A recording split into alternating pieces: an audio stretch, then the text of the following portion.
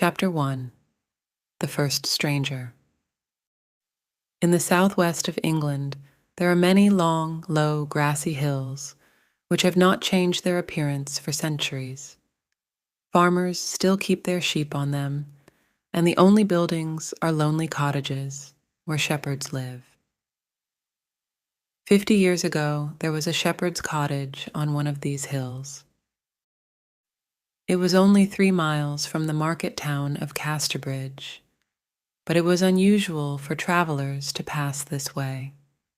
There was no road, just 2 footpaths which crossed in front of the cottage door. During the long winters, snow and rain fell heavily here, which made traveling difficult. The night of March 28th, 1825, was one of the coldest and wettest that winter, but inside the cottage, all was warm and cheerful. Shepherd Fennel had invited family and friends to drink to the health of his youngest child, a recent arrival in the family.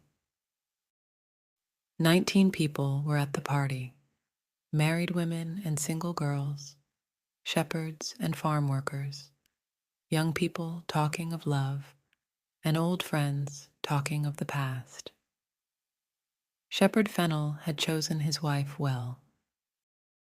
She was a farmer's daughter from one of the valleys, and when she married, she brought 50 pounds with her in her pocket and kept it there for the needs of a coming family. She did not like to spend money unnecessarily and had worried about the kind of party to give that evening. At a sit-still party, she thought, the men'll get too comfortable and drink the house dry. But at a dancing party, people get hungry and then they'll eat all our food. We'll have both sitting and dancing. That's the best way. And secretly she told the fiddler to play for no more than 15 minutes at a time. But when the dancing began, nobody wanted to stop. The fiddler refused to catch Mrs. Fennel's eye and played on. The music got louder and louder, and the excited dancers stepped faster and faster. Mrs. Fennel could do nothing about it, so she sat helplessly in a corner as the minutes became an hour. While this was happening indoors, outside in the heavy rain and darkness, a figure was climbing up the hill from Casterbridge. It was a tall, thin man, about 40 years old, dressed all in black and wearing thick, heavy boots. When he reached the shepherd's cottage, the rain came down harder than ever. The man left the footpath and went up to the door. He listened carefully, but the music inside had now stopped, and the man seemed unsure what to do. He looked around, but could see no one on the footpath behind him, and no other houses anywhere near. At last, he decided to knock on the door. "Come in," called Shepherd Fennel. All eyes turned towards the stranger as he entered the warm room. He kept his hat on, low over his face. "The rain is heavy, friends," he said in a rich, deep voice. "May I come in and rest here for a while?" "Of course, stranger," replied the shepherd. "You've chosen your moment well, because we're having a party tonight. There's a new baby in the family, you see." "I hope you and your fine wife will have many more, shepherd," the man answered, smiling politely at Mrs. Fennel. He looked quickly round the room and seemed happy with what he saw. He took his hat off and shook the water from his shoulders. "Will you have a drink with us, stranger?" asked Fennel. He passed a mug of his wife's homemade mead to the newcomer, who drank deeply from it and held it out for more. "I'll take a seat in the chimney corner, if you don't mind," said the man, "to dry my clothes a bit." He moved closer to the fire and began to look very much at home. "There's only one more thing that I need to make me happy," he added, "and that's a little tobacco." "I'll fill your pipe," said the shepherd kindly. Can you lend me one? You're a smoker, and you've no pipe, said Fennel. I dropped it somewhere on the road. The man lit the pipe that Fennel gave him and seemed to want to talk no more. Chapter 2. The Second Stranger. During this conversation, the other visitors had not taken much notice of the stranger, because they were discussing what the fiddler should play next. They were just getting up to start another dance when there was a second knock at the door. At this sound, the stranger turned his back to the door and seemed very busy trying to light his pipe. Come in, called Shepherd Fennel a second time. In a moment, another man entered. He too was a stranger. This one was very different from the first. There was a more cheerful look about him. He was several years older, with graying hair and a full, reddish face. Under his long, wet coat, he was wearing a dark gray suit. I must ask to rest here for a few minutes, friends, he said, or I shall be wet to the skin before I reach Casterbridge. Make yourself at home, sir, replied Fennel, a little less warmly than when welcoming the first stranger. The cottage was not large. There were not many chairs, and these newcomers brought cold, wet air into the room. The second visitor took off his coat and hat and sat down heavily at the table, which the dancers had pushed into the chimney corner. He found himself sitting next to the first stranger, who smiled politely at him and passed him the mug of mead. The second man took it, lifted it to his mouth, and drank without stopping, watched by Mrs. Fennel, who was not pleased at this free drinking of her best mead. At last, the man in the gray suit put down the mug with a happy sigh. That's wonderful mead, Shepherd, he said. I haven't tasted anything as good as that for many years. I'm pleased you enjoy it, sir, replied Shepherd Fennel. It's goodish mead, agreed his wife, a little coldly. Made from our own honey, o' course, and it is trouble enough to make, I can tell ye. But we may not make any more. Honey sells well, and we don't need much mead for ourselves. Oh, but you can't stop making this, cried the man in gray. He took the mug again and drank the last drop. I love mead as much as I love going to church on Sundays or giving money to the poor. Ha ha ha, said the man by the fire, who seemed to enjoy the stranger's little joke. The old mead of those days, made with the best honey and the freshest eggs, tasted very strong, but it did not taste as strong as it actually was. Before long, the stranger in gray became very cheerful and red in the face. He made himself comfortable in his chair and continued the conversation. Well, as I say, I'm on my way to Casterbridge, he said. You don't live there, then? Said Shepherd Fennel. Not yet, although I plan to move there soon. Going to start a business, perhaps? Asked the shepherd. No, no, said his wife. It is easy to see that the gentleman is rich and doesn't need to work at anything.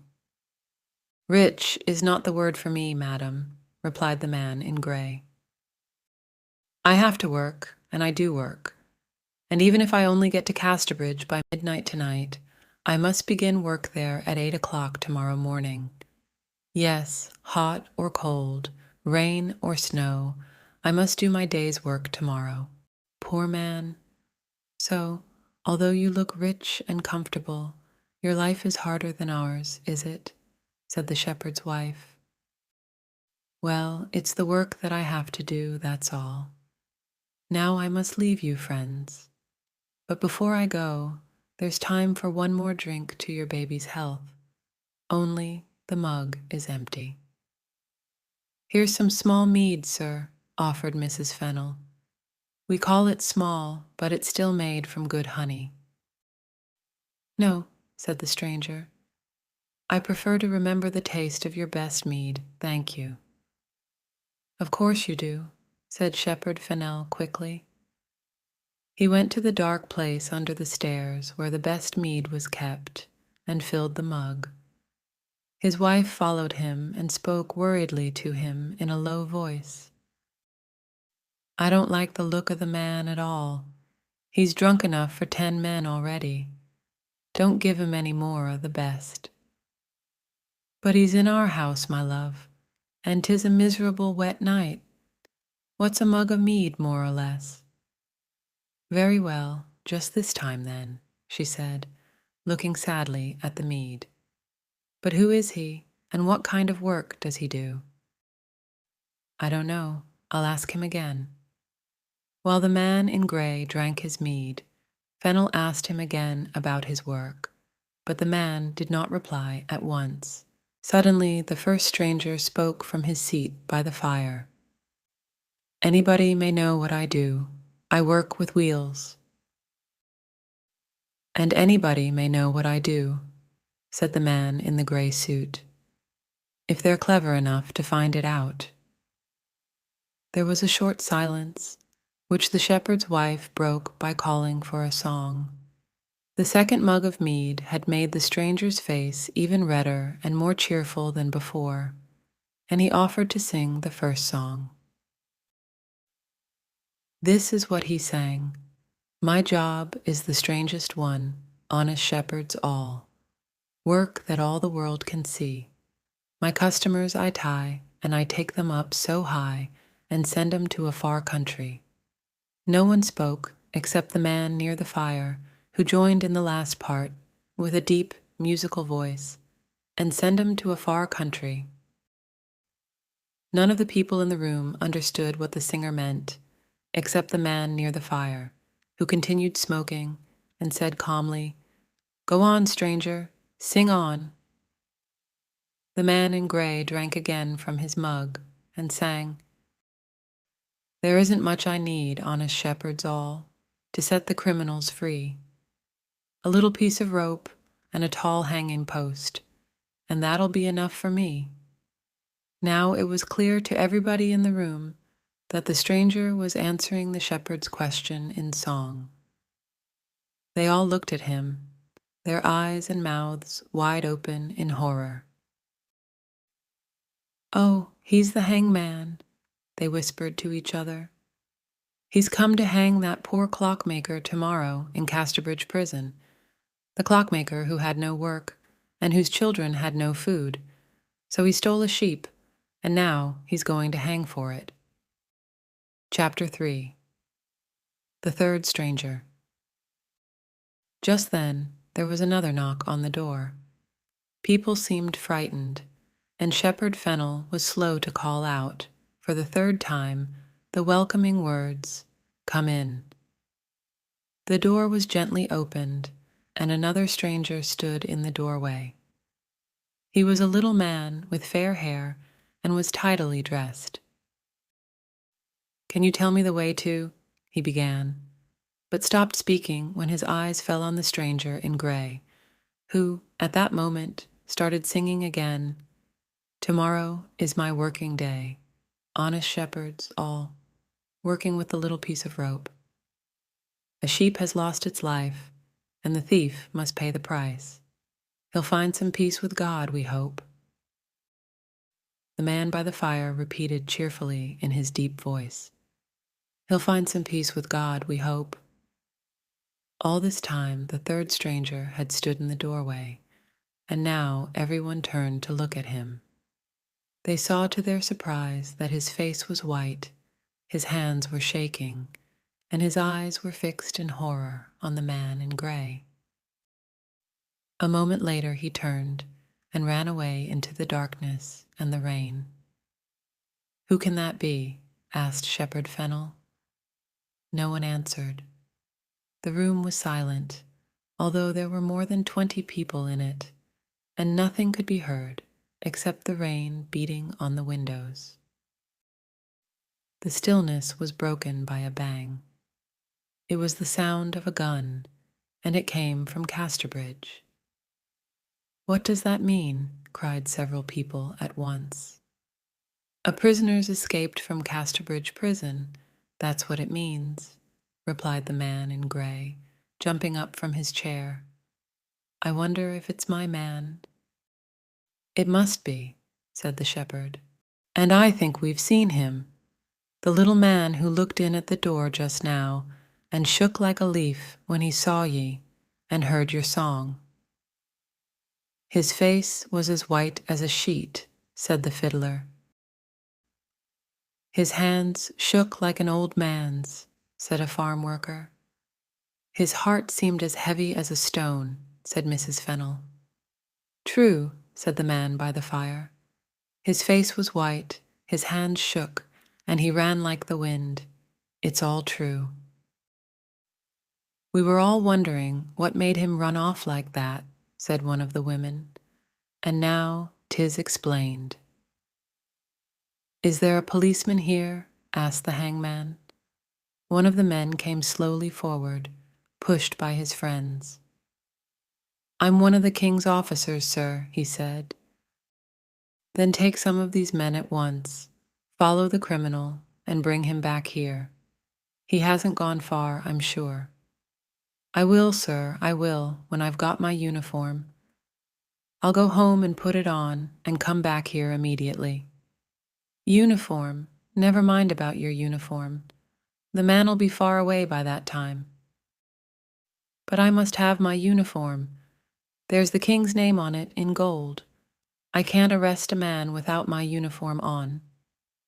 "I'm a king's man myself," said the man in gray coldly, "and I order you to find and arrest this man at once. Now then, all the men in the house must come with us. Are you ready?" The men left the cottage to start their search, and the women ran upstairs to see the new baby, who had begun to cry loudly. But the living room did not stay empty for long. A few minutes later, the first stranger came quietly back into the house. He cut himself a large piece of cake and drank another mug of mead. He was still eating when another man came in just as quietly. It was the man in gray. "Oh, you here?" said the hangman, smiling. "I thought you had gone to help look for the prisoner." "And I thought you had gone too," replied the other. "Well, I felt that there were enough people without me," said the man in gray, helping himself to the mead. "I felt the same as you. These shepherd people can easily find the man because they know this hilly country. They'll have him ready for me by the morning, and it'll be no trouble to me at all." "Yes, they'll find him. We'll save ourselves all that trouble." "True, true. Well, I'm going to Casterbridge. Are you going the same way? We could walk together." "No, I'm sorry to say I'm going the other way." And after finishing their mead, the two men shook hands warmly, said goodbye to each other, and went their different ways. Out on the hills, the shepherd and his friends were getting cold and wet in their search for the prisoner. They had no luck at all until they reached the top of a hill where a single tree stood. Suddenly, they saw the man who they were looking for standing next to the tree. "Your money or your life?" cried the policeman loudly. "No, no," whispered the shepherd. "That's what robbers say, not good, honest people like us." "Well, I must say something, mustn't I? You don't realize how difficult it is to remember what to say." The little man now seemed to notice them for the first time. "Well, travelers, did I hear you speak to me?" he asked. "You did," replied the policeman. "We arrest ye for not waiting in Casterbridge prison for your hanging tomorrow." The little man did not seem at all afraid, and to everyone's surprise agreed with great politeness to go back to the shepherd's cottage. When they arrived there, they discovered that 2 officers from Casterbridge prison and a judge who lived nearby were waiting for them. "Gentlemen," said the policeman, "I've brought back your prisoner. Here he is." "But this is not our man," cried one of the prison officers. "What?" said the judge. "Haven't you got the right man?" "But then who can this man be?" asked the policeman. "I don't know," said the prison officer. "But our prisoner is very different. He's tall and thin, with a deep, musical voice." "That was the stranger who sat by the fire," cried Fennel. The little man now spoke to the judge for the first time. "Sir," he said, "I must explain. I've done nothing wrong. My only crime is that the prisoner is my brother. Today I was on my way to visit him in Casterbridge prison for the last time, when I got lost in the dark. I stopped here to ask the way, and when I opened the door, I saw my brother sitting by the fire. Right next to him was the hangman who'd come to take his life. My brother looked at me, and I knew he meant, 'Don't tell them who I am, or I'll die.' I was too frightened to do anything except turn and run away. And do you know where your brother is now?" "No, sir. I haven't seen him since I left the cottage." "And what's his job?" "He's a clockmaker, sir." "He said he worked with wheels," said Shepherd Fennel. "He meant the wheels of clocks and watches, I suppose." "Well, we must let this poor man go," said the judge. "Clearly, it's his brother who is the wanted man." And so the little man left the cottage with a sad, slow step. The next morning, men were out on the hills again, searching for the clever thief. But the shepherds and farm workers did not look very carefully. They did not think the man should hang just for stealing a sheep, and they liked the wonderful coolness that he showed when sitting next to the hangman at the shepherd's party. So the prisoner was never found, and the man in gray never did his morning's work in Casterbridge, nor ever met again the friendly stranger who had sung the hangman's song with him by the shepherd's fire. The grass has long been green on the graves of Shepherd Fennel and his wife, and the baby, whose health was drunk that night, is now an old lady. But the arrival of the 3 strangers at the shepherd's cottage and all that happened afterwards is a story as well known as ever in the hills and valleys around Casterbridge.